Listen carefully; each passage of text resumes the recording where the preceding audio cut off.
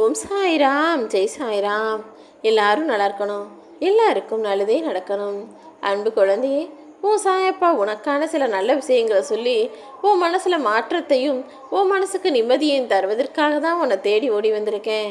நிச்சயமாக நீ தேடியதெல்லாம் இப்போது தானாகவே உன்னை தேடி வந்து சேரும்படி அதிசயங்களை நிகழ்த்தத்தான் போகிறேன் என் செல்லமே.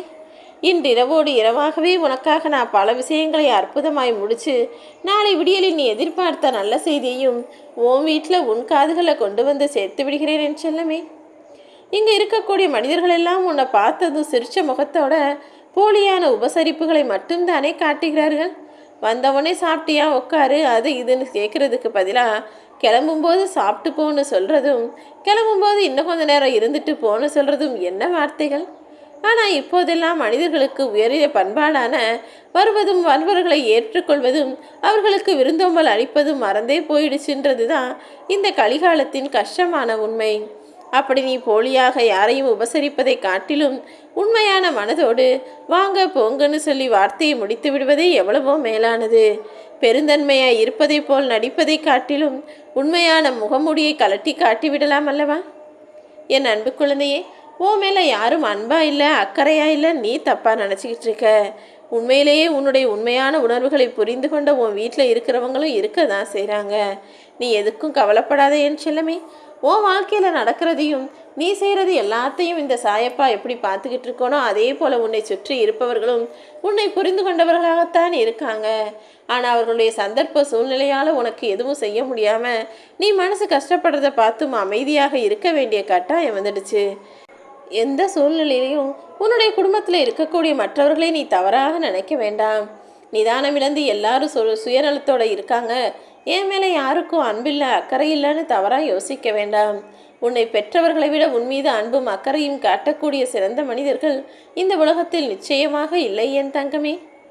நீ பல இடங்களில் நிதானத்தை தவறிவிட்டதால் தான், அவசரப்பட்டு முடிவு எடுத்ததால் தான், பக்குவம் இல்லாமல் மன முதிர்ச்சி இல்லாமல் அவசரப்பட்டு எடுத்த முடிவுகளும் பேசிய பேச்சுக்களும் தான் உன் வாழ்க்கையில் இப்போது இந்த நிலைமையில நீ கஷ்டப்படும்படி கூட்டிகிட்டு வந்து விட்டுருக்கு. இனிமேலாவது உன்னுடைய தவறுகளையும் பிழைகளையும் திருத்தி கொண்டு எதை செய்யணுமோ அதை யோசித்து செய்ய. நிதானமாக இரு. தேவையான இடங்களில் மட்டும் அளவோடு பேசு. உன்னுடைய வயசும் உன்னை சுற்றி இருக்கிற விஷயங்களும் இப்படி உன்னை தவறான வழியில் வழிநடத்தி சென்றாலும் உன் சாயப்பா இதை தொடர விட மாட்டேனேன்னு செல்லவே. நீ வாதாடினாதான் உனக்கு ஏதாவது நல்லது நடக்கும்னு இருக்கா? எந்த விஷயமே பேசினா முடிவுக்கு வரும் என்பது உண்மைதான்.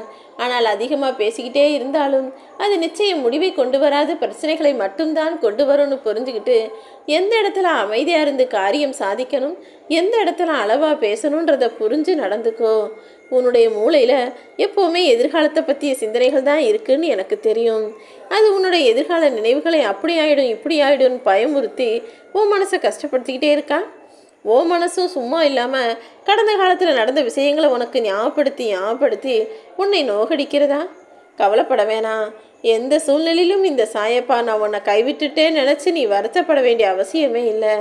ஏன்னா நான் அமைதியாக இருக்கிறதுக்கு காரணமே உன்னை சுற்றி இருக்கும் ஏமாற்றுக்காரர்களையும் சுயநலவாதிகளையும் துரோகிகளையும் நீ அடையாளம் கண்டுகொள்ள வேண்டும் என்பதற்காக தான் என் செல்லமே. இப்போ நீ கஷ்டப்படும் போது நான் உடனே ஓடி வந்து உதவி செஞ்சுட்டேன்னா இதுலேருந்து நீ சுலபமாக மீண்டு வந்துடுவ. அப்புறம் உன்னை சுற்றி என்ன நடக்குது, யார் நல்லவங்க கெட்டவங்கன்னு உனக்கு தெரியாமலே போயிடும். அதனால தான் சில கஷ்டங்களையும் பிரச்சனைகளையும் நீ அனுபவிக்கும் போது நான் ஓரமாக ஒதுங்கியிருந்து வேடிக்கை பார்க்குறேன். நீ அதில் மாட்டிக்கொண்டு முழிக்கும் போது தானே உனக்காக யார் வந்து உதவி செய்கிறாங்க, யார் தள்ளி இருந்து தூரமாக எல்லாத்தையும் வேடிக்கை பார்க்குறாங்க, யார் உனக்கான நல்லவர்கள், யார் உனக்கு கெடுதல் செய்யும் கெட்டவர்கள், நீ நல்லா இருந்தால் யார் சந்தோஷப்படுவாங்க, நீ கஷ்டப்பட்டா யார் அதை பார்த்து மன சந்தோஷம் அடைவார்கள், வருத்தம் அடைவார்கள் என்பதை எல்லாவற்றையும் உனக்கு புரிய வைப்பதற்காக தான் இவ்வளவு கஷ்டங்களையும் உன் வாழ்வில் உண்டாக்கினேன் என் செல்லமே. ஆனால் இப்போ உனக்கு புரிஞ்சிடுச்சு தானே, இந்த உலகத்தில் தேவையில்லாமல் யாரும் வந்து பழகிறது கிடையாது, தேவையில்லாட்டி யார் வந்து பேசுறது கூட கிடையாதுன்னு. இனிமே நான் உன் வாழ்க்கையில் எல்லாவற்றையும் சரியாய் நடத்தி முடிப்பேன். நீ எதிர்பார்த்த நல்ல செய்தியும் நிச்சயமாக உன் வீடு தேடி வந்து சேரும்.